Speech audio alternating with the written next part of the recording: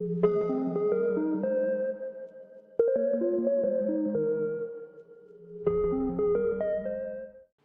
Friends, मैं हूं doctor ममता राठी। मैं वेलकम करती हूं आप सभी का मेरी YouTube channel doctor Mumtaz educational plex में। फ्रेंड्स, हम लोग स्टडी कर रहे हैं फिनेंशियल मैनेजमेंट के एमसीक्यू टाइप क्वेश्चंस को। इसके पहले हमने 2 सीरीज़ कंप्लीट कर ली है। इस वीडियो में हम थर्ड सीरीज़ में एमसीक्यू टाइप क्वेश्चंस देखेंगे हमारी फिनेंशियल मैनेजमेंट के। फिनेंशियल मैनेजमेंट के साथ ही साथ मैंने कई सारे अकाउंटिंग्स और कई सारे कॉमर्स के थ्योरेटिकल सब्जेक्ट पर भी एमसीक्यू टाइप क्वेश्चंस की सीरीज़ बनाई हुई है, जो मैंने अपलोड की है मेरी चैनल पर। अगर आपने मेरी चैनल को अब तक सब्सक्राइब नहीं किया है तो मेरी चैनल को सब्सक्राइब ज़रूर करें और साथ ही साथ बेल आइकन प्रेस करें। और फ्रेंड्स, इन सारी सीरीज़ को नीडी स्टूडेंट्स तक पहुंचाना, अपने फ्रेंड्स तक पहुंचाना ना भूलें। तो चलिए हम लोग शुरू करते हैं फिनेंशियल मैनेजमेंट की थर्ड सीरीज़ में एमसीक्यू टाइप क्वेश्चंस के साथ। हमारा क्वेश्चन है, in finance working capital means the same thing as total assets, fixed assets, current assets minus current liabilities. Finance में वर्किंग कैपिटल का मतलब होता है current assets minus current liabilities. Option D is the correct answer. Working capital एक amount होती है जिसमें cash होती है बिजनेस की, जो कि सेफली स्पेंड की जाती है, और ये कॉमनली डिफाइंड अगर हम इसे करें तो current asset minus current liability से ये मिलती है हमें। नेक्स्ट, द डेब्ट equity ratio of a company is dash, measures its financial leverage, does not affect the earnings per share, affects the dividend decisions of the company, none of the above. डेब्ट equity ratio जो होता है company का, वो major करता है financial leverage को। डेब्ट इक्विटी रेशियो जो है वो कैलकुलेट करते हैं बाय डिवाइडिंग कंपनी की total liabilities bye its share holders equity. So option A is the correct answer. Which of the following is not related to overall market variability? Financial risk, interest rate risk, purchasing power risk, market risk। इनमें से कौन सी overall market variability के साथ relate नहीं होता है?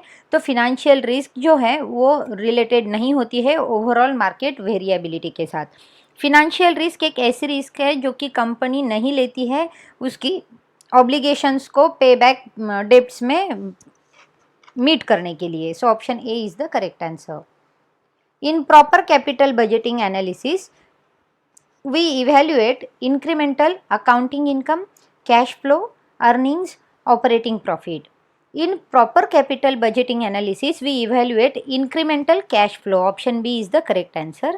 Capital budgeting और investment appraisal जो होता है वो एक प्लानिंग प्रोसेस के साथ यूज़ की जाती है डिटरमाइन करने के लिए वेदर ऑर्गेनाइजेशन के लॉन्ग टर्म इन्वेस्टमेंट, जैसे कि new machinery, replacement of machinery, new plants, new products, research development products जो है वो वर्थ है फंडिंग ऑफ कैश के लिए थ्रू फर्म की कैपिटलाइजेशन स्ट्रक्चर में से। So option B is the correct answer.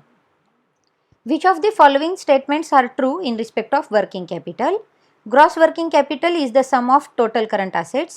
Net working capital represents current assets minus current liabilities. Net working capital can be negative, all of the above. Working capital के respect में ये सारे statement जो है वो correct हैं। Option D is the correct answer, क्योंकि gross working capital जो होता है वो सम होता है टोटल करंट एसेट का। Net working capital current asset minus current liability से मिलता है, और नेट वर्किंग कैपिटल निगेटिव भी हो सकता है। So option D is the correct answer. The probability of bankrupt is higher for a levered firm than an unlevered firm. For an unlevered firm than a levered firm. Only levered firm, only unlevered firm. Probability जो होती है bankrupt की वो higher होती है only levered firm की। Option C is the correct answer. Which of the following statement is true if the net present value of a positive? The IRR must be greater than 0. The discount rate exceeds the cost of capital. The profitability index equals 1. Accepting the project has an indeterminate effect on shareholders. इनमें से कौन सा statement net present value positive होने के हिसाब से true है? तो इंटरनल रेट ऑफ रिटर्न जो होता है वो ग्रेटर देन 0 होना चाहिए, ये ट्रू है अगर नेट प्रेजेंट वैल्यू पॉजिटिव है। So option A is the correct answer. If interest rate rose you would expect dash to also rise. Business risk, financial risk, liquidity risk, inflation risk. अगर interest rate rise कर रहे हैं तो हम expect करते हैं हमारी लिक्विडिटी रिस्क को भी राइज करने के लिए। लिक्विडिटी जो होती है वो एबिलिटी होती है फर्म की या फिर कंपनी की, इवन इंडिविजुअल की, उनके डेब्ट्स को पे करने के लिए without suffering catastrophic losses. So option C, liquidity risk is the correct answer.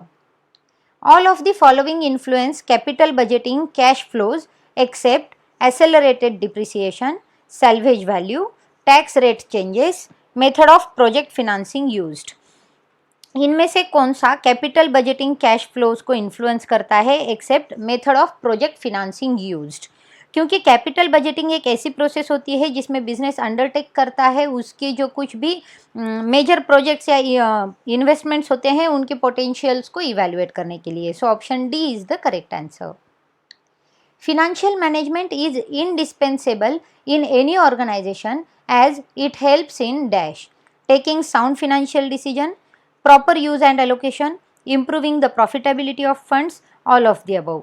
Financial management indispensable होता है किसी भी ऑर्गेनाइजेशन में क्योंकि वो एक फिनेंशियल डिसीजन के साउंड फिनेंशियल डिसीजंस लेता है, साथ ही साथ प्रॉपर यूज करता है एलोकेशन का और प्रॉफिटेबिलिटी फंड्स को भी इम्प्रूव करता है। तो ये सारे स्टेटमेंट जो है करेक्ट है, option D is the correct answer. This type of risk is avoidable through proper diversification, portfolio risk, systematic risk, unsystematic risk, total risk. Unsystematic type of risk जो है वो अवेलेबल होती है हमारी प्रॉपर डाइवर्सिफिकेशन के साथ। Unsystematic risk जिसे specific risk या फिर आइडियोसिंक्रेटिक रिस्क के नाम से भी कहा जाता है, एक कैटेगरी ऑफ रिस्क होती है जिसमें इंडस्ट्री ओनली अफेक्ट होती है या फिर पर्टिकुलर कंपनी ओनली अफेक्ट होती है। अनसिस्टमेटिक रिस्क जो है वो एक रिस्क होती है जिसमें इन्वेस्टमेंट को लूजिंग करने का कंपनी या इंडस्ट्री स्पेसिफिक को हजार्ड होता है। So option C, unsystematic risk is the correct answer. Financial analyst working capital means the same thing as, जैसे कि अभी अभी हमने देखा कि वर्किंग कैपिटल का जो मतलब होता है current asset minus current liabilities होता है। Option D is the correct answer. Next question, which of the following is the basic principle of finance as it relates to the management of working capital? Profitability varies inversely with risk, liquidity moves together with risk, profitability moves together with risk, profitability moves together with liquidity. Profitability अक्सर move करती है with risk के साथ। ये एक basic principle है finance का क्योंकि इसमें ये रिलेट होता है मैनेजमेंट ऑफ वर्किंग कैपिटल के साथ। So option C is the correct answer. Profitability एक एबिलिटी होती है कंपनी की जो यूज करती है उसके रिसोर्सेज को और जनरेट करती है revenue in excess of its expenses. Next question, the return relative solves the problem of inflation, negative returns, interest rates, tax differences. The return relative solve करती है प्रॉब्लम ऑफ निगेटिव रिटर्न्स को। Option B is the correct answer. Negative return occur होता है जब company या फिर business किसी financial loss या लैकलस्टर रिटर्न्स से आती है और एक इन्वेस्टमेंट में during a specific period of time में होती है। So option B is the correct answer. Next, if the Dow Jones Industrials had a price appreciation of 6% 1 year and yet total return for the year was 11%, the difference would be due to the tax treatment of capital gains, the cumulative wealth effect, dividends, profits. अगर dough Jonas industrials की price appreciation 6% है एक year की और उनका total return जो है particular year का वो 11% है, तो जो डिफरेंस है वो ड्यू टू डिविडेंड्स होता है क्योंकि ये जो डिविडेंड है वो डिस्ट्रीब्यूशन होते हैं as a reward for a portion of companies earning और वो पेड किए जाते हैं उनके शेयर होल्डर्स क्लास को। So option C is the correct answer. Share holders wealth in a firm is represented by dash, the number of people employed in the firm, the book value of the firm's asset less book value of its liabilities, the amount of salary paid to its employees, the market price per share of the firm's common stock. Share holder की wealth किसी भी firm में represent करती है market price पर share of the firms common stock. Option D is the correct answer. Share holder की wealth define करती है present value of expected future returns को ओनर्स के लिए, जैसे कि शेयर होल्डर्स के लिए फर्म के। Next question, in order to determine the compound growth rate of an investment over some period, an investor would calculate the arithmetic mean, geometric mean, calculus mean, arithmetic median. अब अगर हमें compound growth rate of investment को over some period में determine करना है तो investor को calculate करना पड़ेगा geometric mean. Option B is the correct answer. Geometric mean है जो एक एवरेज होता है सेट ऑफ प्रोडक्ट्स का, और कैलकुलेशन जो होता है उसका वो कॉमनली यूज किया जाता है डिटर्मिनेशन में परफॉर्मेंस रिजल्ट जो होते हैं हमारी इन्वेस्टमेंट या पोर्टफोलियो के। So option B is correct answer. Net present value is popular method which falls within non-discount cash flow method, within discount cash flow method, equal within non-discount cash flow method, no discount cash flow method। Net present value method जो है वो popular होती है within discount cash flow method. Option B is correct answer. Discounted cash flow method जो है वो valuation method होती है जो कि यूज़ की जाती है एस्टिमेट करने के लिए हमारी वैल्यू ऑफ इन्वेस्टमेंट को, जो कि बेस्ड होती है उसके फ्यूचर कैश फ्लोज पर। Option B is the correct answer. A major difference between real and nominal return is that dash real return adjusts for inflation and nominal returns do not. Real returns use actual cash flows and nominal returns use expected cash flows. Real returns adjust for commissions and nominal returns do not. Real returns show the highest possible returns and nominal returns show the lowest possible returns।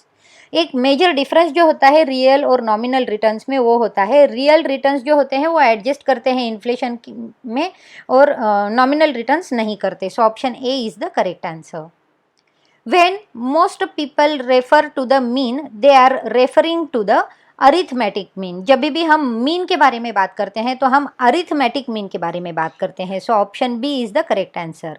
Arithmetic mean जो है वो एक simplest और most widely used measure है mean का या फिर average का। Next, the gross working capital is a dash concept. Gross working capital जो है वो हमारी गोइंग कंसर्न है। Option A is the correct answer. Going concern concept, क्योंकि ग्रॉस वर्किंग कैपिटल को ही गोइंग कंसर्न कंसेप्ट के नाम से भी जाना जाता है, क्योंकि फिनांस मैनेजर जो होता है वो हाईली कंसर्न होता है हमारी मैनेजमेंट के एसेट के साथ, bringing about productivity from other assets. Next, dash is concerned with the inter relationship between security returns. Random diversification, correlating diversification, Friedman diversification, Markowitz diversification. Markowitz diversification जो है वो concern होते हैं inter relationships between security returns. एक strategy होती है जिसमें सीख किया जाता है combined portfolio asset with returns जो कि लेस दैन परफेक्टली पॉजिटिव होते हैं कोरिलेशन में, और इन एन एफर्ट वो लोअर पोर्टफोलियो रिस्क यानी कि वरायंस का विदाउट सेक्रीफाइस रिटर्न आते हैं। So option D Markowitz diversification is the correct answer. The rate of return on investment dash with the shortage of working capital. Falls, going, constant, change.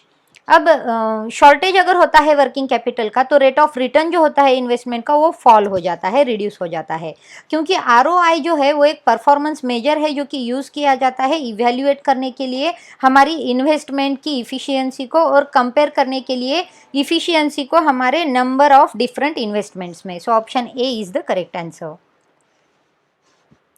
Portfolio weights are found by dash dividing standard deviation by expected value, calculating the percentage each asset is to the total portfolio value, calculating the return of each asset to total portfolio return, dividing expected value by the standard deviation।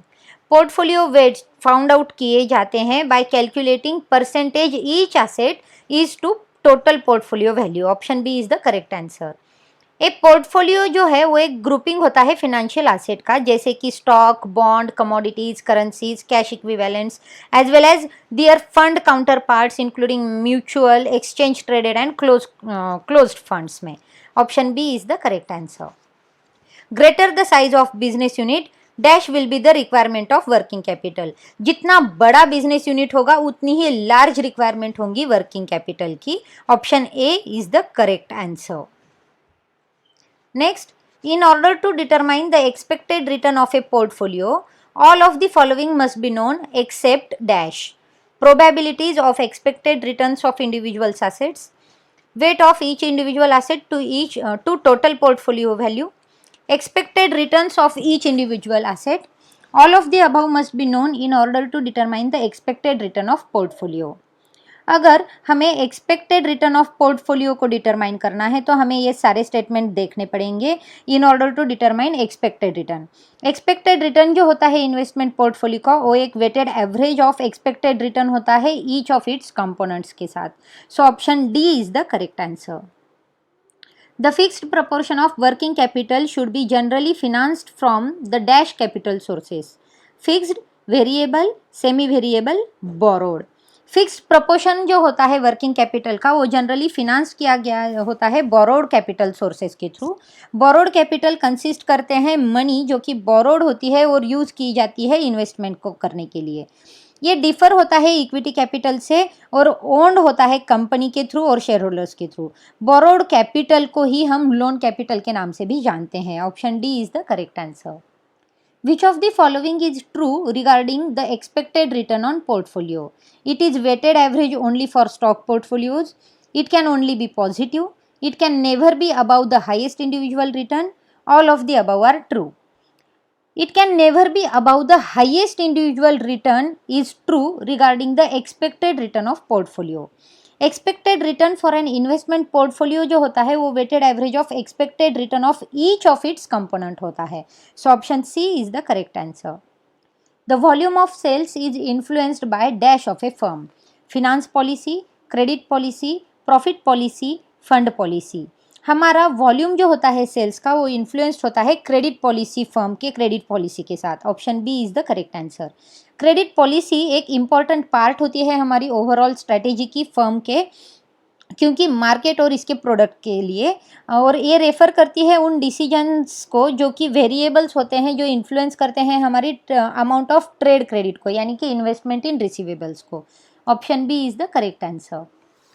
Company specific risk is also known as dash: market risk, systematic risk, non diversifiable risk, idiosyncratic risk.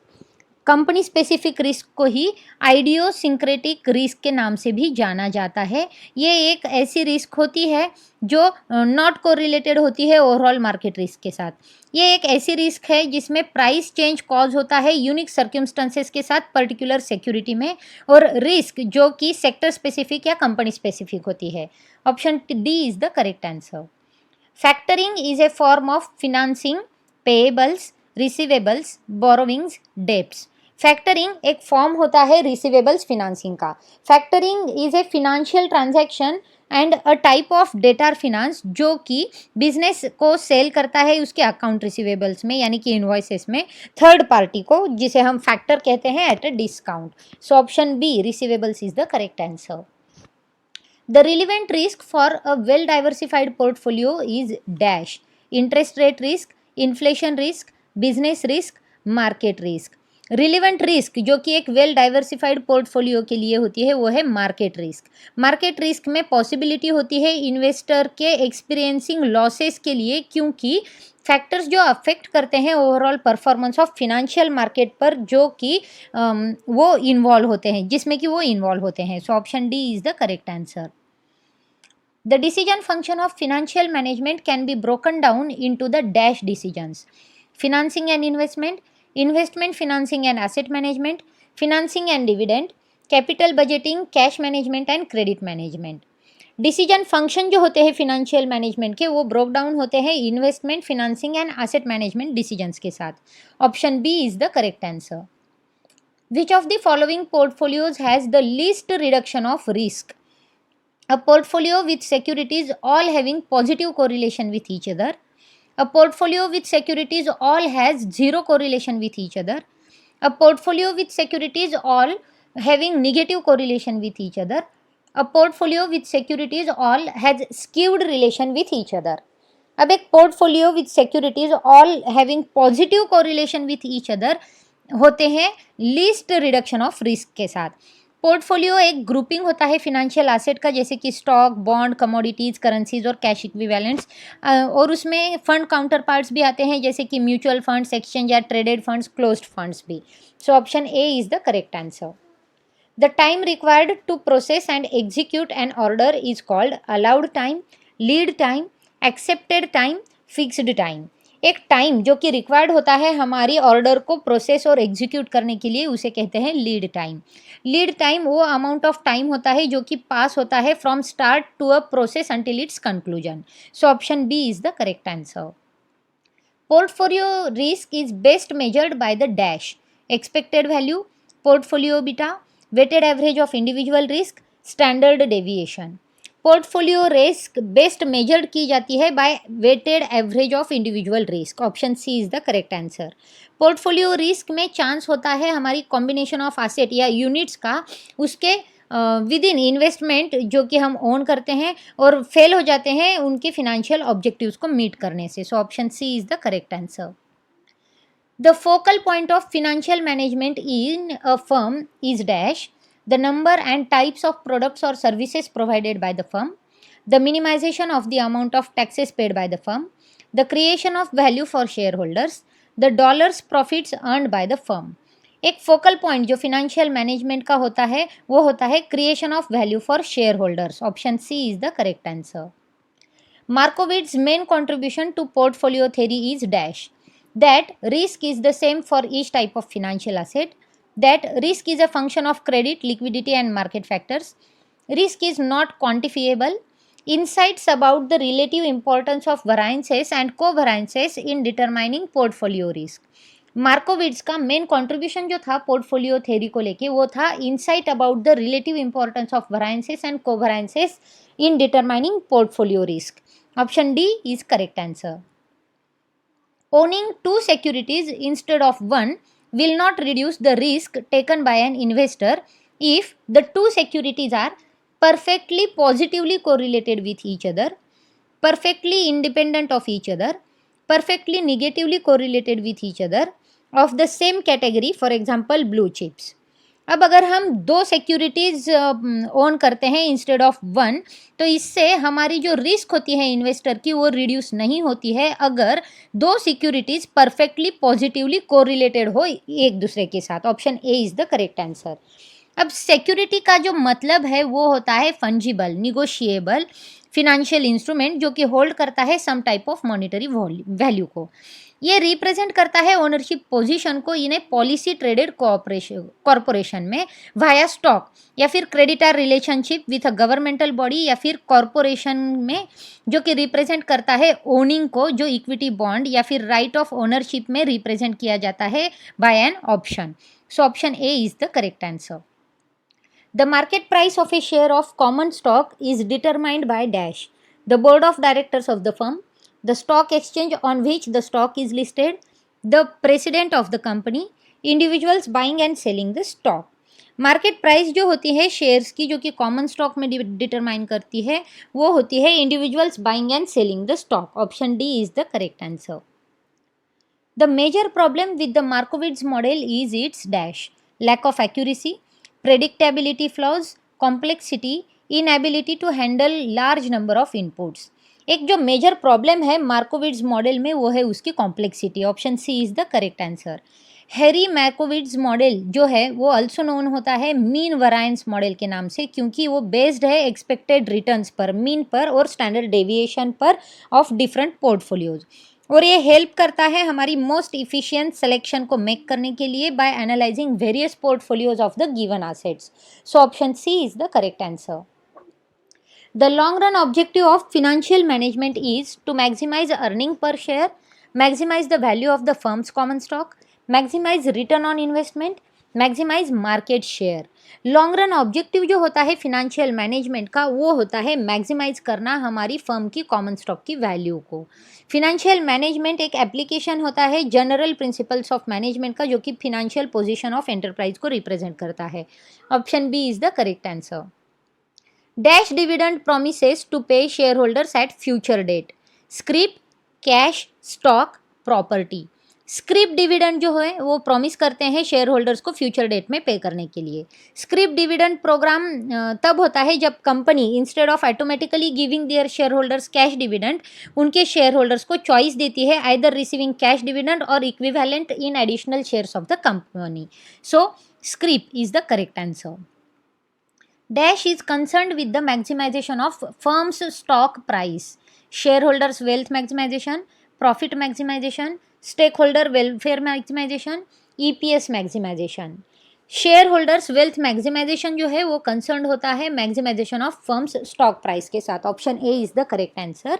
Share holders wealth maximisation goal state करता है management should seek maximisation the present value of expected future return of the owners, यानी कि share holders of the firm को।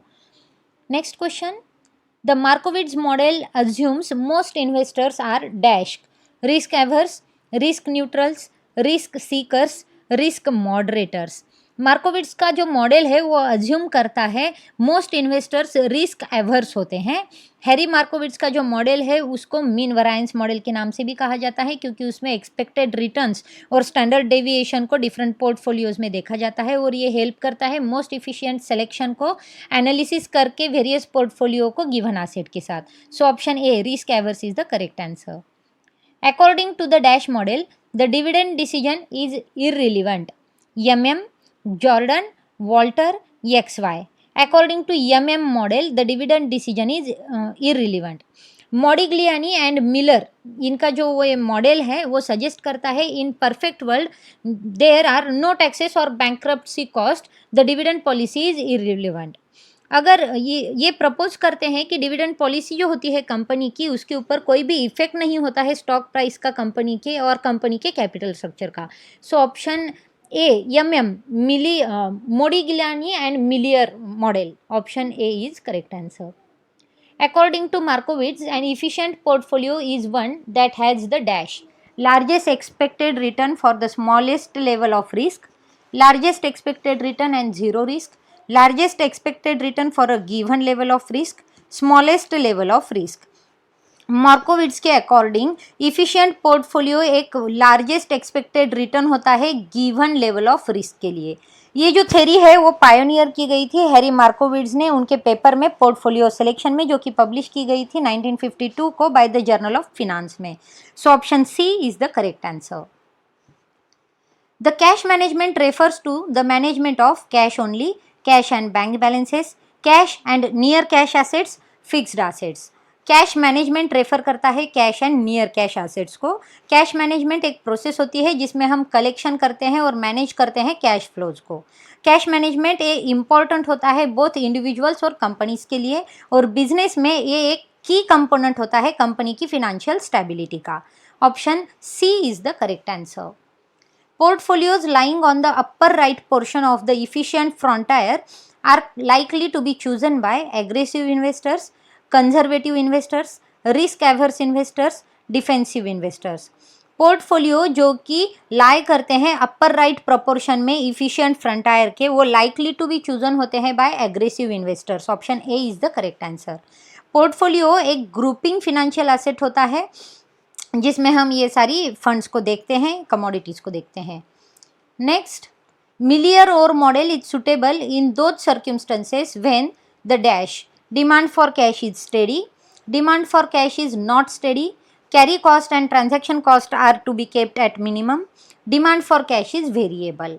Miller Orr model जो होता है cash management का वो डेवलप किया गया है बिजनेसेस में with certain cash inflows and outflow के साथ। ये जो अप्रोच है वो अलाउ करता है lower and upper limit of cash balances को सेट करने के लिए और डिटरमाइन करने के लिए रिटर्न पॉइंट में, टारगेट कैश बैलेंस में। सो करेक्ट ऑप्शन जो हमारा है वो है demand for cash is variable. Option D is the correct answer. So friends, here we complete our series with our many MCQ type questions along with their detailed explanation. I hope these series are beneficial in your studies. आप अपने साथ साथ अपने friends को भी ये सारी series share कीजिए ताकि उनकी स्टडीज़ में भी ये हेल्पफुल साबित हो। फ्रेंड्स, आपको ये सारी सीरीज़ कैसे लग रही है कमेंट बॉक्स में बताना ना भूलें। हम लोग फिर से मिलेंगे हमारे नेक्स्ट सीरीज़ के साथ। तब तक के लिए देखते रहिए, शेयर करते रहिए। Thank you.